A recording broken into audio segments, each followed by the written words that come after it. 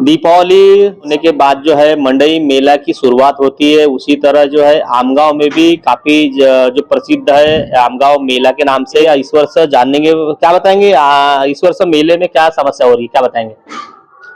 देखो, मेले की समस्या ऐसी है कि पिछले साल जो मेला लगा था, हमने ये ऑब्जर्व किए कि मेले की कीमतें बहुत ज़्यादा है।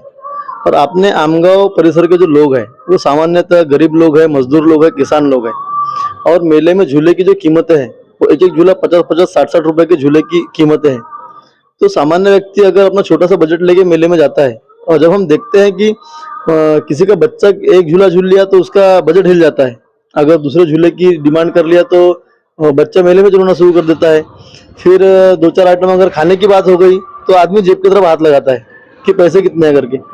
इसका रिजल्ट पता करने की जब मैंने कोशिश किया पिछले साल, तो दुकानदारों ने बताया कि भैया एक एक 10 बाय 10 की जगह के हमसे 15-15, 20-20 हज़ार रुपए लिए जा रहे करके। तो इसलिए हमारा झूले की कीमत ज़्यादा है, हमारा जो हम सामान बेच रहे हैं उसकी कीमत ज़्यादा है।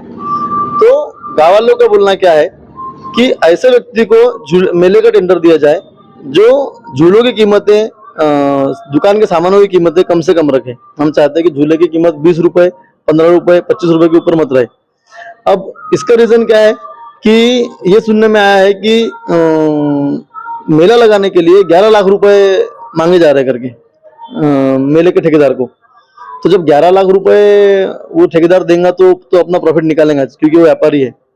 और ये चीजें कहीं ना कहीं पूंजीवाद को बढ़ावा दे रही है अपने क्षेत्र के अंदर में, जबकि आर्थिक दृष्टि से अगर देखा जाए तो अपना समाज उतना सक्षम नहीं है आमगांव एरिया। तो हमारा उद्देश्य है, और पर्सनली मैं ये बोलना चाहूंगा कि मेले का टेंडर जो है वो नगर परिषद आमगांव निकाले। 1100 रुपए, 11,000 रुपए में मेले का टेंडर दिया जाए और मेले के ठेकेदार को ये बोला जाए, कंडीशन ये रखी जाए कि कीमतें जो हैं वो मिनिमम रहेंगी। जैसे कि बड़े से बड़ा झूला भी रहे तो उसकी कीमत 20 रुपए के ऊपर मत रहे।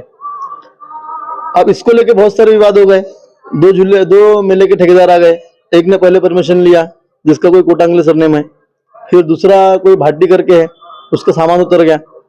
तो यहाँ बड़ी असमंजस्य की स्थिति तैयार हो गई है कि अब इसका टेंडर किसको मिलेगा करके।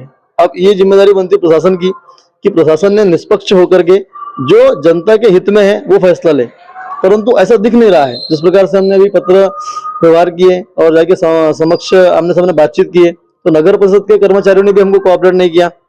जो इन्फॉर्मेशन हम मांग रहे थे वो उन्होंने हमको समय के ऊपर नहीं दिए। 2 दिन से वो संदीप बावनथड़े हमको गोल गोल घुमा रहा है, मैडम हमारा फोन नहीं उठा रही है। तहसीलदार महोदय से मुलाकात करने गए तो तहसीलदार महोदय का खरे शब्दों में ये बोलना है कि मैंने जिसको देना था वो दे दिया, अब तुमको जहां जाना है तुम जाओ। तो प्रशासक का इस प्रकार से बर्ताव करना ये सही नहीं मुझे लगता है। अब वो किसी के दबाव में आकर ऐसा कर रहे हैं या फिर अपने वैयक्तिक लालच के लिए ऐसा कर रहे हैं, इसकी जानकारी मुझे नहीं है। क्या लगता है आपको, इतना जो रेट बता रहे हैं, इतने रेट में जो गरीब लोग हैं जो झूला बैठना या काफी चीजों में मतलब उत्साह से बच्चों को लेके जाते हैं, इतना अगर रेट रहेगा तो छोटे मोटे जो कम पैसे वाले लोग हैं, गरीब लोग हैं, कैसे उसका एंजॉयमेंट कर पाएंगे? मेरे को तो लग रहा है सर आगे आने वाले भविष्य में तो मेला खत्म ही हो जाएगा। ऐसा अगर रहा तो एक दुकानदार 20-20, 25-25 हजार रुपए देगा और वो फिर अपना जो ठेकेदार है वो अलग से और इनसे पैसा लेता है। ठेकेदार आने के बाद में ठेकेदार अपनी रोज की पावती फाड़ेगा। ये तो मार्केट में जमा कर दिए पैसा इन लोगों ने, जो इन्होंने बोले 20,000, 25,000 रुपए, वो तो सही है। ठेकेदार जो अलग से आता है वो रोज का इनसे पैसे लेके जाता है। तो वो व्यापारी जो है वो किस कदर अपना रेट नहीं बढ़ाएगा, और रेट बढ़ाएगा तो फिर यहाँ का तो मार्केट ही खत्म हो जाएगा ना, मेला ही खत्म हो जाएगा यहाँ का। और तहसीलदार के सामने, तहसीलदार से बात करने के लिए गए, तहसीलदार आज बात करने को तैयार नहीं, मैडम बात करने को तैयार नहीं, सीओ मैडम क्या बोलेंगे सर? इस हिसाब से चर्चा चल रही है कि जो मेले की जगह है वो नगर परिषद की है, कोई बोल रहे हैं कि ग्रैंड मार्केट की है। क्या लगता है आपको क्या जानकारी है, क्या बताएंगे? ये जो बैल बाजार, जो अनलीगल जो बाजार समिति भराती थी, वो एक्चुअल जो जगह है गट नंबर 48 RG 66, यह जो जमीन है वो पहले से ही पहले ग्राम पंचायत की, अभी नगर परिषद स्थापन होने से वो नगर परिषद में हैंडओवर हो गई। लेकिन बाजार समिति अनलीगल ऐसे जगहों पर, स्थानिक प्राधिकरण के जगहों पर बाजार लिलाव करती है और उसका जो महसूल है, उसका जो टैक्स है वो खुद वसूल करती है, जबकि ये अनलीगल है। वो जगह बनगांव ग्राम पंचायत की थी। वो जगह पर क्रीडांगन है, बच्चे खेलते हैं, वहाँ बहुत सारे उत्सव होते हैं। और ये जो बाजार समिति उसके ऊपर अधिकार जो दिखा रही है बैल बाजार करके, वो उनका अवैध है। उन्होंने उस जगह का इस्तेमाल जो अनलीगल तरीके से किया है, वो शासन ने दखल लेना चाहिए। 1980 के बाद में वहां बैल बाजार का वो लिलाव करती है, जिसका पैसा खुद ही वसूल करती है, जबकि वो ग्राम पंचायत को देना था और अभी नगर परिषद को देना था उसका महसूल। लेकिन हवाला में वो बाजार लिलाव करके बाजार समिति अपने दबंग शाही के कारण उसका जो पैसा है वो खुद लेती है और नगर परिषद का लॉस करती है। इस संदर्भ में हमने पत्र व्यवहार किया कि वो जगह की जो मालकी है नगर परिषद की, उसने वो बाजार का लिलाव करना चाहिए। और ये जो बाजार समिति अनलीगल तरीके से उसके ऊपर अपना अधिकार जता रही है, बाजार समिति ने बैल बाजार करके, वो अभी भी आज भी बैल बाजार बोल रही है, लेकिन लीगल तरीके से गट नंबर 48 आरआजी 66 यह जमीन नगर परिषद की है। और इस पर आमगांव नगर परिषद के पूरे गांव के 8 गांव के लोगों ने मांग किया है कि उसमें बच्चों के लिए इंडोर स्टेडियम बनना चाहिए, जिसमें बच्चों के लिए खेलने के लिए अनेक उपक्रम, नागरिकों के लिए, बच्चों के लिए, खिलाड़ियों के लिए वो आयोजित किया जाए। लेकिन बाजार समिति उस जगह पर वक्र दृष्टि डाल के है कि वो जगह हस्तांतरित हो जाए और हम उस पर बाजार संकुल बनाएं, जिसका हवाला में व्यापारीकरण हो जाए। यह काफी निषेधात्मक है। हमें शासन की ओर मांग है कि आज तक इन लीगल तरीके से बाजार लिलाव के माध्यम से जो पैसा बाजार समिति ने वसूल किया है वो नगर परिषद को दिया जाए और इस बाजार समिति के कार्यकाल का जांच समिति के मार्फत इसकी चौकसी करना चाहिए और 45 अधिनियम के अंतर्गत इसके ऊपर बाजार समिति को प्रशासक बैठाना चाहिए। अभी अधिवेशन चालू है और अधिवेशन के माध्यम से मैं ये मांग करूंगा राज्य शासन को कि आमगांव बाजार समिति में चल रहे घोटालों की और अनियमितता की जांच की जाए, ताकि नागरिकों को न्याय मिल सके, बाजार समिति में आने वाले किसानों को न्याय मिल सके।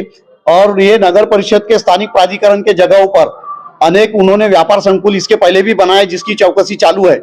आज भी वो नगर परिषद ने उनको पत्र व्यवहार किए, लेकिन उस पत्र व्यवहार के अनुरूप उन्होंने अभी तक उत्तर दाखिल नहीं किया है। इसका मतलब वो कहीं ना कहीं दोषी है, जो अपना दोषारोपण छुपाने के लिए समय अवधि बढ़ा रही है।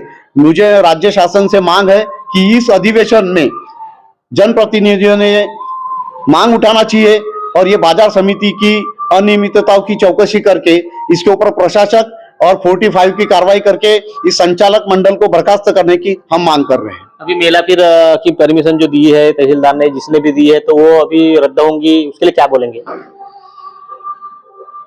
तहसीलदार महोदय ने पूरे दबाव तंत्र के अंदर आकर कुछ राजनीतिक प्रेशर और बाजार समिति ने उनके ऊपर प्रेशर डाला और प्रेशर डालकर शुभम कोटांगले ने जो परमिशन लीगल तरीके से लिया था उस परमिशन को कैंसिल करने के लिए दबाव तंत्र डाला गया। ये काफी निषेधात्मक है।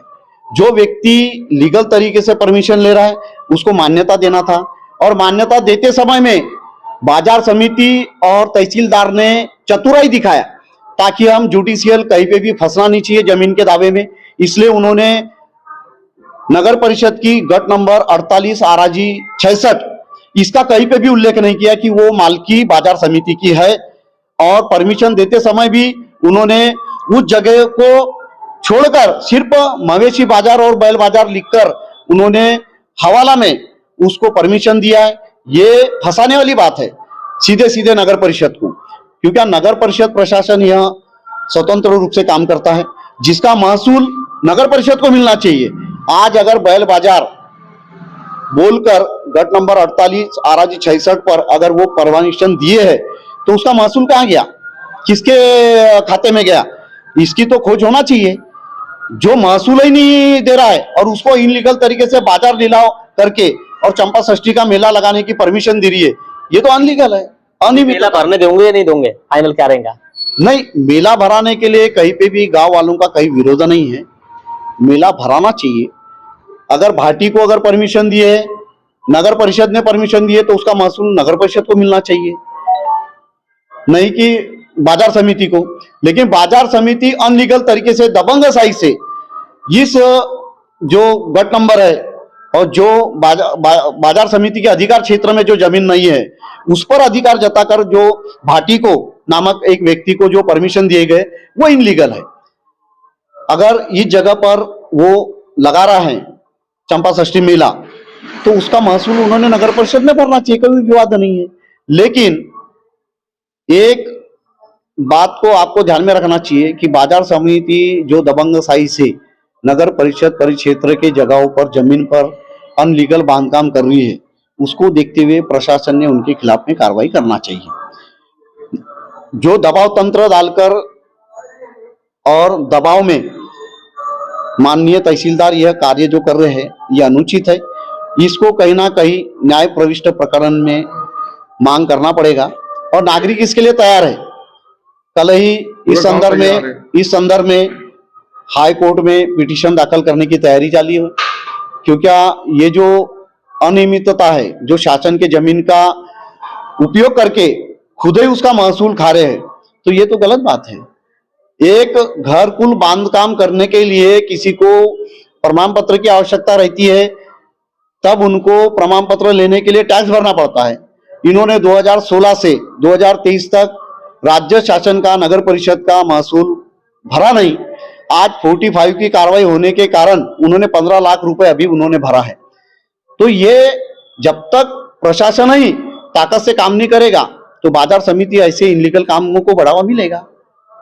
मेला के लिए कोई इनका विरोध नहीं है, पर जिस जगह में मेला भर रहा है वो जो जमीन है नगर परिषद की बता रहे हैं और वो परमिशन देना चाहिए नगर परिषद, पर वो जो मेले की भरने की परमिशन है वो जो है यहाँ पे जो बाजार समिति है उन्होंने परमिशन दी गई है और जो फायदा होता है जो उसका मतलब रेंट रहता है वह रेंट भी बाजार समिति ने लिया ऐसा इनका कहना, जबकि वह जो रेंट है नगर परिषद को देना चाहिए और नगर परिषद का जो है महसूल वगैरह में फायदा होगा कहीं ना कहीं। पर जिस प्रशासन की जमीन है वह फायदा नहीं हो रहा है, दूसरे ही दिशा में ये मतलब बेनिफिट लिया जा रहा है, ऐसा इनका एक आरोप लगाया जा रहा है। आज यहाँ पे जो आमगांव में पत्र परिषद लेकर इन्होंने मांग की है शासन प्रशासन से कि अगर इस तरीके से इलीगल तरीके से परमिशन अगर दी है तो उसको रद्द की जाए और जो भी महसूल है महसूल जिस नगर परिषद का है तो नगर परिषद को फायदा होना चाहिए, ऐसी इन्होंने मांग की है।